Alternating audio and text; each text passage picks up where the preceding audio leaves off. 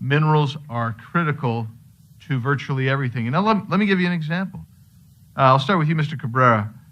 An electric vehicle, how much more copper is necessary to go into an electric vehicle than just a traditional internal combustion automobile? Mr. Chair, Representative Gosar, on average, an electric vehicle contains 4 times the amount of copper as a traditional internal combustion engine. And when was the last time the U.S. was the world's copper manufacturing leader? Chairman Gosar, Representative... You don't have to go through the chair in Congress. You're used to the state legislature. Thank you. I know that in the 1980s we were a global leader in copper production. Now who's number one? We're not even in the top 10. In the today, it's China by far. And that's a constant theme that we're going to see as we go through here today, is that the U.S., an incredibly blessed nation minerally, has ceded it to China. So let's go to you, Mr. Harrell. I want to emphasize some of the things that you talked about. How reliant are we? So USGS says we're reliant on critical minerals. I want to know, give us those numbers again that you gave us. Yep, absolutely. I can repeat those. But over 31 of the 50 critical minerals that USGS has identified as quote-unquote critical were over 50% reliant, and another 12 were 100% reliant. So 40, what is that, 43 out of 50 critical minerals listed, we're reliant either wholly or more than 50% on 43 of those, right?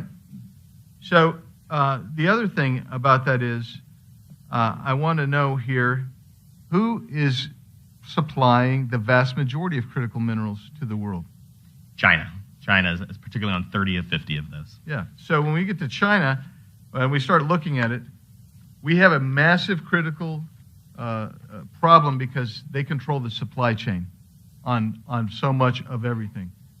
Let's go here next to Mr. Witta. I want to talk to you about rare earth elements, right? So the last mine I was tracking was several years ago, trying to open up rare earth element production. They got swamped by bureaucracy. Couldn't do it.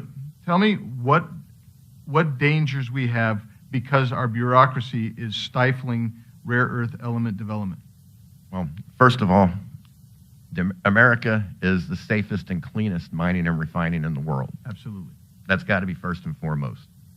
I have a property that I've had since about 2005 in Arizona that has all 16 rare earth elements on it, as well as yttrium and scandium.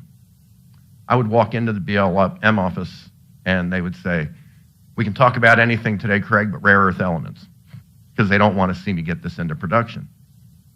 It's actually more hazardous to leave it on the ground because with every rain you get percolation of these elements going to the aquifers. It's almost a cleanup.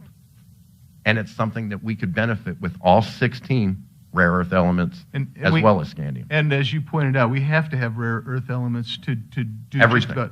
Cell phones, etc.